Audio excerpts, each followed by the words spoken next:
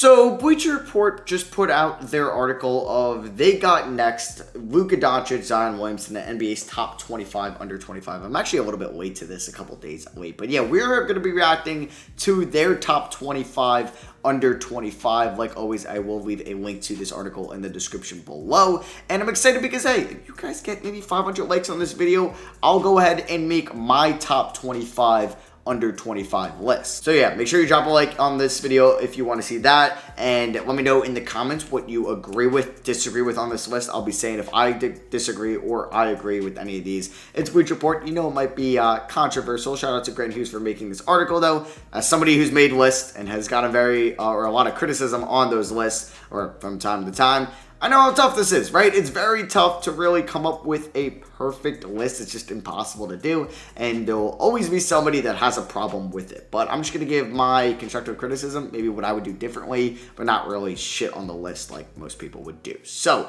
yeah, let's see what we got. Coming in at 25, Collin Sexton. I feel like Collin Sexton would have been higher. I feel like he would have cracked the top 20. But 25 seems a little low, just initial reaction, you know. So, all right, we'll move on. We'll see who's ahead of him. 24 is Jarrett Allen. Okay, there's where I think all right, I think Collin Sexton is not overrated, but he's somebody that I don't know if can be a ceiling raiser, and he's more of a floor raiser. And if you're constructing a roster where, say, you have like 3 All-Stars, right, on your team, like say you're the Bucks and you have Giannis, you have Middleton and Holiday, Jarrett Allen might fit that team better than Collin Sexton. And you can say that about maybe any team that you have 3 All-Stars on. Like, he might be a better complementary piece than Sexton, because Sexton maybe will demand the ball, take a lot of shots. I feel like there's nothing wrong with that. But I'm just saying, I could see the reasoning, but I think I would just probably put Sexton in front of Allen. My personal opinion. Like, for my list, I would definitely have that. Next up at 23, we have Miles Bridges. Love Miles Bridges. Really fun player. I'm enjoying playing with him in my Hornets, my GM, on 2K22 over on the main channel. But I think I would still take Collin Sexton in front of Miles Bridges. Because, like, I think if you swap them, I don't think, like, Miles Bridges is more of a ceiling raiser than Collin Sexton is out there. So I kind of disagree. I think I would probably drop Allen, drop Bridges, and then put Sexton in front of them. Next up, we have Tyrese Haliburton, who I'm fine with in front of Collin Sexton, by all means, because I'm a huge Haliburton fan. He was a top 5 prospect for me. I said it on draft night. Kings got an absolute steal at 12 with him, and I love him going forward. He's only 20 years old. He's going to continue to get better. I'm very excited to see him another year with De'Aaron Fox. Perfectly fine with this ranking on this list. Lonzo at 21. I'd probably put Lonzo in front of everybody on this list. Is there a chance Haliburton could be better than Lonzo Ball as a player at the end of the season? I think there's a chance, definitely. I think Haliburton might have had a better rookie year than Lonzo's first probably 3 years in this league. You can say maybe Lonzo's year last year was better than Haliburton's rookie year, which is fine. But yeah, I would say Lonzo's still better than Haliburton, and probably everybody I've mentioned on this, or that has been mentioned on this list, so fine with that. Next up, we have RJ Barrett at 20. Now, I don't want to get let my Knicks bias get in the way, but I'll always be biased. As much as we don't want to really be biased, we always will be. I think I could be fine with this. I just got to see who's in front of him. I'm perfectly fine with him being in front of Lonzo and Sexton. We'll just see if there's maybe a player that I'm like, whoa, okay, I don't think he should be in front of him. Like, if Patrick Williams is in front of RJ Barrett, which I don't know if he is, I'm just saying a random name that might get a lot of hype because the potential is definitely there with Patrick Williams. I would just disagree with that. At 19, okay, that would have been funny if that was Patrick Williams. Jaren Jackson Jr. wasn't great last year, but he was so good in 2020 that I'm perfectly fine with this. Yeah. If RJ has a better year than Jaren Jackson Jr. this year, then I'll be like, all right, we can switch it. But Jaren Jackson Jr. was so good in the 2019-20 season. He can crack the top 20. I mean, he's so versatile. He can shoot the ball well. He can rim protect very well. He can run the pick and roll very well. He can switch well on defense. He can do a lot of things well for somebody of his size. He's just got to be able to stay out of foul trouble and maybe improve his rebounding, physicality inside a little bit more. So we have Jaren Jackson Jr. at 19. 18 is John Collins. Okay. Yeah, I'm fine with Collins in front of Jaren Jackson Jr. It's fine with me. Next up, 17, we have Anthony Edwards. Obviously, the star potential was there after his rookie year. He was off to an abysmal start. Yeah, you can actually see it prior to the All-Star break. He shot 37% from the field and 30% from 3. Horrible stuff. The post-All-Star break, he was a stud. Yeah, 24 points, 5 rebounds, 3.5 assists over his final 36 games. He was really good. Whoa. Final month of the season, 27 points on 65% true shooting.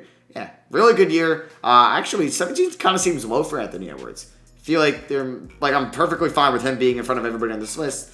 There might be somebody in front of him that I'm like, all right. Next up, we have Jamal Murray. Ooh, would you have Anthony Edwards or Jamal Murray? Now, I kind of need to go back up on this list because is this top 25 right now or like where they're predicted in the future? This includes players who will be 24 or younger on the 2022 season. All right, so this list is largely on potential. Okay. Well, then I feel like Anthony Edwards might have more potential than Jamal Murray. That's just one spot. I can't criticize it too much. Next up, we have Brandon Ingram at 15. Yeah, Jamal Murray is yet to make an All-Star game, right? Yeah, so I guess Ingram would be the only player on this list so far that has made it to an All-Star game. Yeah, I think. I could be embarrassing myself right now. Hope not. Next up at 14, we have DeAndre Ayton. Okay. I like DeAndre Ayton a lot. I think he's really good. I don't know if I'd put him in front of Ingram and Edwards and maybe Murray. Maybe. I don't know. But everybody else, yeah. I think I value the potential star at the wing than what Ayton can do for somebody that hasn't been able to be maybe like a versatile 5 yet. Because he's great, don't get me wrong. As a rim protector, as a rim runner, just physical inside. He's got a good post game. He's getting better on the defensive end inside, in my opinion. I don't know if I'd put him in front of Anthony Edwards. Even Brandon Ingram. I could maybe be persuaded about Ingram. But just the potential that I think Edwards has, that's tough. I don't know. That's a little maybe controversial. Oh! I disagree. I disagree with this. Because I love OG Anunoby. Don't get me wrong. He was in my most improved finalist last year, like predicting going into the year. He was in my list of top 10 guys I think will break out this season. I am a huge OG stan. A fan. I'm not a stan. But I don't know why I said that. But I don't think I would have him in front of Edwards, Murray, or Ingram. Ayton, I could probably get behind.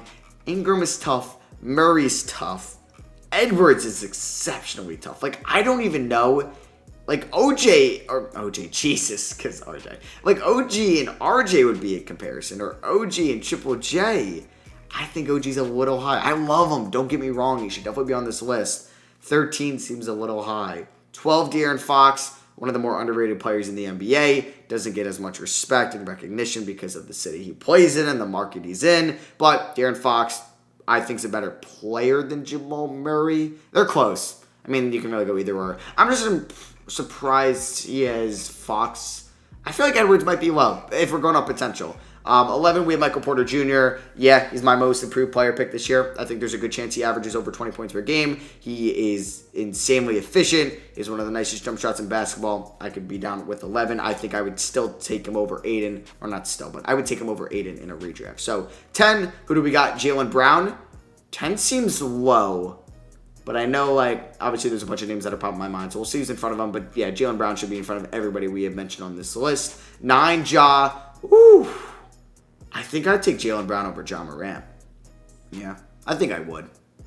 I mean, like, he was drafted, what? Ja was 2019, Brown was 2016. So he had, what, 3 years? 2 years? To play before Ja.